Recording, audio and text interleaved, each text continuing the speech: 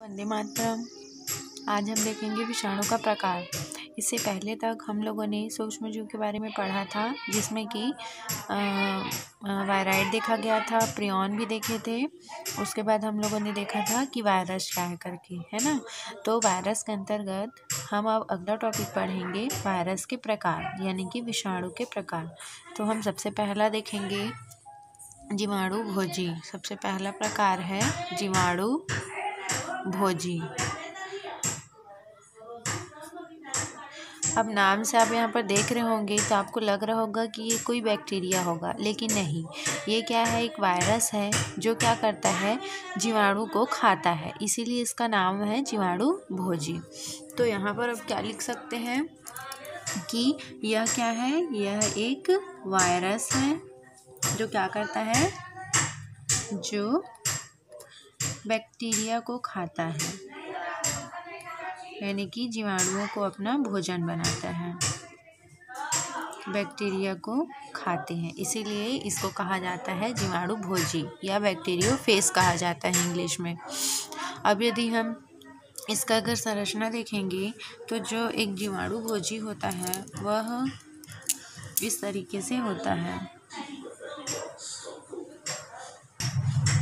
तो ये क्या है, एक जीवाणु भोजी का स्ट्रक्चर है। यहाँ पर उसका जेनेटिक मटेरियल प्रेजेंट रहता है इस तरीके से।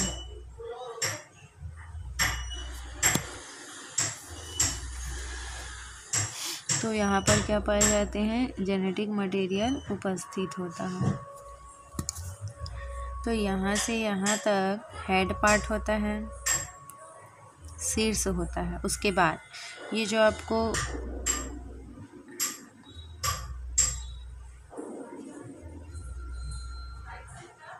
फिर यहाँ से यहाँ तक का भाग, ये कहलाता है कॉलर। क्या कहलाता है, कॉलर कहलाता है। उसके बाद ये जो आपको दिखाई दे रहा है, ये क्या है, टेल है। टेल ये क्या करता है, जीवाणुओं की सतह पर चिपकने में उनको मदद करता है।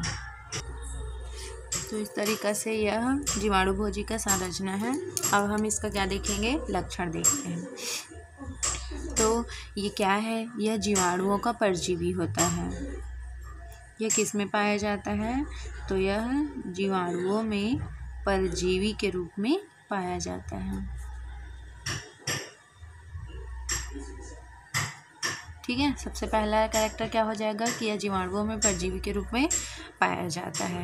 ये टेडपोल के समान होते हैं, है ना। किसके समान होते हैं, यह टेडपोल के समान होते हैं। ये अगला कैरेक्टर देख लेंगे कि इसकी जो बॉडी होती है, तो बॉडी इनकी 3 भागों में डिवाइड होती है ना, हेड, कॉलर और टेल। तो 3 पार्ट में इसकी बॉडी जो है वह डिवाइड रहती है। फिर इसके हेड पार्ट में क्या उपस्थित रहता है, ये जो है वो हेड पार्ट है। यहाँ पर जेनेटिक मटेरियल डीएनए प्रेजेंट होता है। क्या प्रेजेंट होता है, जेनेटिक मटेरियल डीएनए। जीवाणु भोजी में जो जेनेटिक मटेरियल होता है वह क्या होता है, डीएनए होता है ना। हमने बताया था कि विषाणु में डीएनए और आरएनए दोनों पाया जाता है करके। तो जीवाणु भोजी में जेनेटिक मटेरियल डीएनए होता है। तो हेड पार्ट में जेनेटिक मटेरियल क्या उपस्थित होता है, डीएनए प्रेजेंट रहता है। क्वेश्चन आ सकता है कि जीवाणु भोजी में जेनेटिक मटेरियल कौन सा होता है, आरएनए या डीएनए, तो आप क्या लिखेंगे, डीएनए लिखेंगे। अगला कैरेक्टर देखेंगे कि जो इसका टेल पार्ट होता है वो क्या करता है, जीवाणुओं की सतह पर, है ना, जीवाणु की सतह से चिपकने में हेल्प करते हैं, क्यों, क्योंकि ये जीवाणु को क्या करते हैं, अपना भोजन बनाते हैं, इसलिए ये जीवाणुओं में जाते हैं और उनके आधार से इसी टेल की सहायता से वो क्या करते हैं, उस पर चिपक जाते हैं। जैसे कि अगर हम देखेंगे कि ये क्या है, एक जीवाणु है, क्या है? यह बैक्टीरिया है। अब यहाँ पर जैसे कि अगर कोई वायरस आता है तो वो इस तरीके से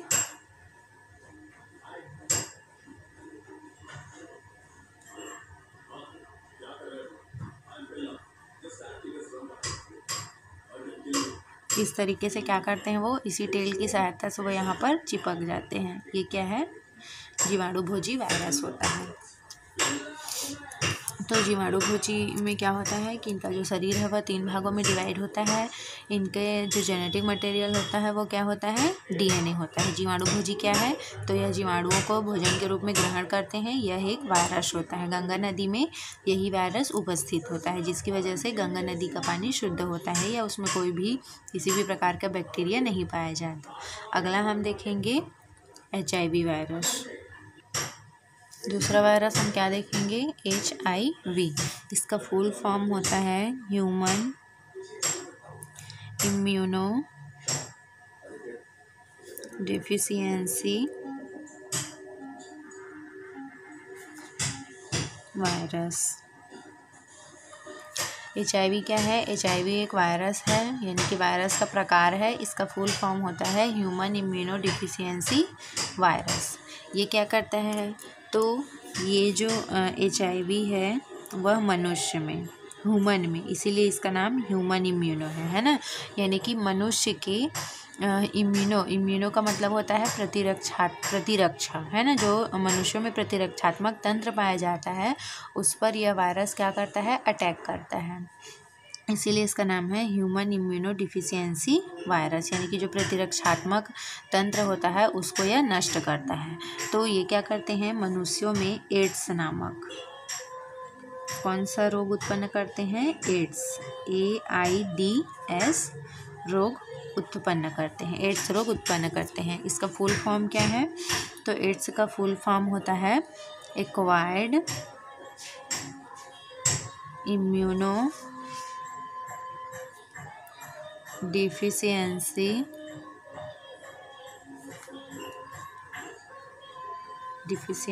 सिंड्रोम।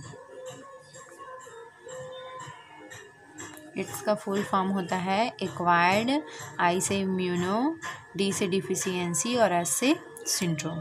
तो HIV वायरस मनुष्यों में एड्स रोग उत्पन्न करते हैं। ये क्या करते हैं? जो HIV वायरस होता है वह मनुष्य के प्रतिरक्षात्मक तंत्र को पूरी तरीक़ा से नष्ट कर देते हैं, जिसकी वजह से यदि उस दौरान अगर मनुष्य को कोई भी प्रकार का बीमारी होता है तो वह ठीक नहीं हो पाता है और जिसकी वजह से उनकी मृत्यु हो जाती है। अब यदि हम इसका लक्षण देखते हैं तो जो HIV वायरस होता है उसमें जेनेटिक मटेरियल कौन सा होता है? तो इसमें जेनेटिक मटेरियल RNA होता है। अब जो HIV वायरस है उसमें जेनेटिक मटेरियल क्या है? RNA है। तो अब जब जेनेटिक मटेरियल RNA होता है तो इससे प्रोटीन का निर्माण कैसे होगा? तो जब यह सेल में पहुंचती है ना, सेल में जब पहुंचती है तब क्या होता है कि RNA सबसे पहले किस में चेंज होगा? तो सबसे पहले यह DNA बनाता है। तो DNA बनाने के लिए यहाँ पर एक एंजाइम उपस्थित होता है, जिस एंजाइम का नाम होता है रिवर्स ट्रांसक्रिप्टेज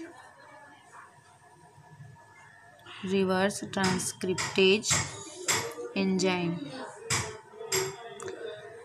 RNA जब किसी भी जीवों में जब RNA जेनेटिक मटेरियल होता है तो वो क्या करता है? रिवर्स ट्रांसक्रिप्टेज एंजाइम की मदद से सबसे पहले DNA में परिवर्तित होता है, फिर DNA जो है वह mRNA बनाता है, उसके बाद फिर किसका निर्माण होता है?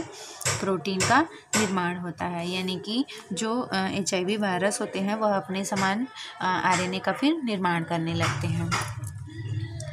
फिर अगला हम इसमें देख लेते हैं कि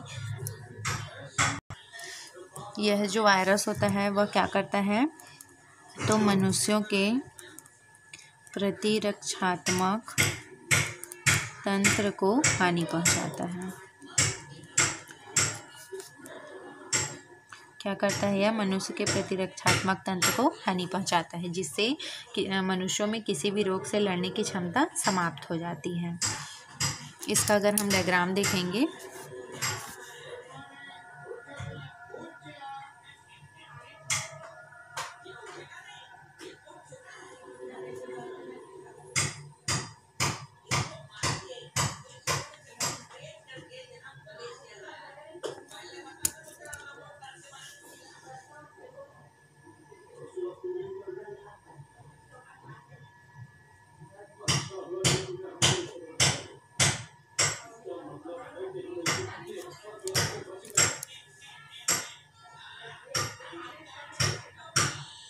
जो आरएनए होता है वह सिंगल स्ट्रैंड होता है और यहाँ पर एंजाइम उपस्थित होते हैं। कौन सा एंजाइम? रिवर्स ट्रांसक्रिप्टेड एंजाइम, जो आरएनए से डीएनए में परिवर्तित होते हैं। उसके बाद इसके चारों ओर इस तरीक़ा से संरचना उपस्थित होता है।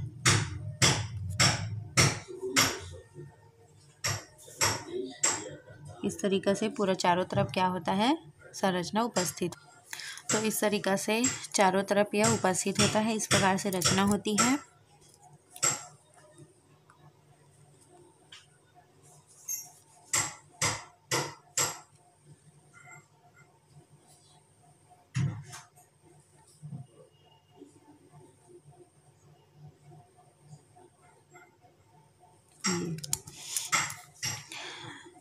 तो ये क्या होता है? ये है जेनेटिक मटेरियल आरएनए और ये क्या होता है? रिवर्स ट्रांसक्रिप्टेड एंजाइम, जिसकी मदद से वह डीएनए में चेंज होते हैं। उसके पश्चात ये वाला जो लेयर है इसको कहा जाता है इनर कैप्सिड लेयर, यानी कि यह कैप्सिड नामक प्रोटीन से बना होता है, लेकिन ये इनर लेयर होता है। और ये वाला जो दिखाई दे रहा है वह है आउटर कैप्सिड लेयर। उसके पश्चात जो ये जो जगह दिखाई दे रहा है इसको बोला जाता है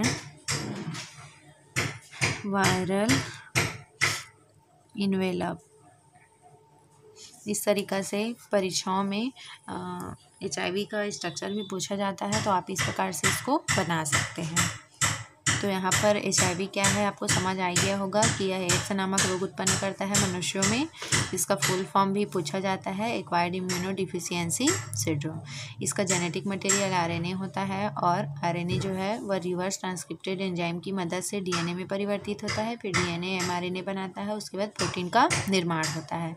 ये क्या करता है? तो महत्वपूर्ण यहाँ पर कैरेक्टर है कि यह प्रतिरक्षात्मक तंत्र को हानि पहुँचाता है। अगला हम देखेंगे TMV।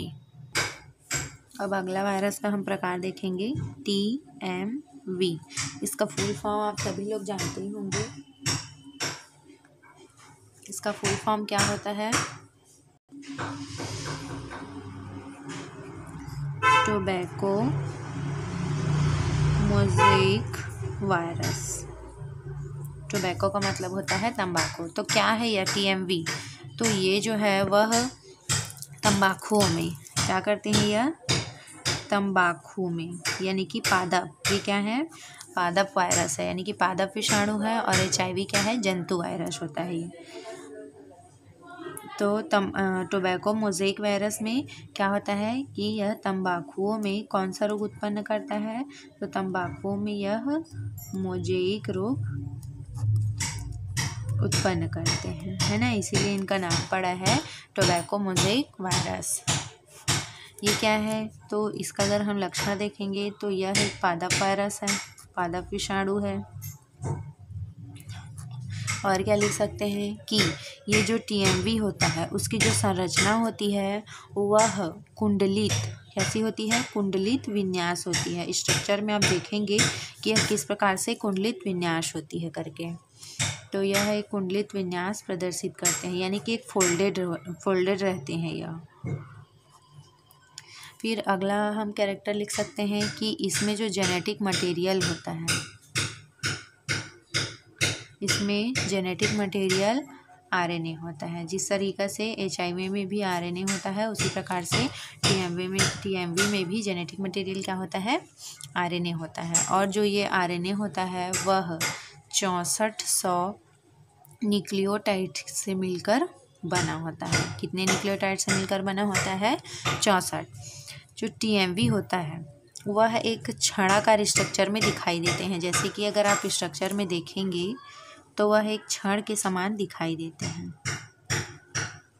इस तरीके से।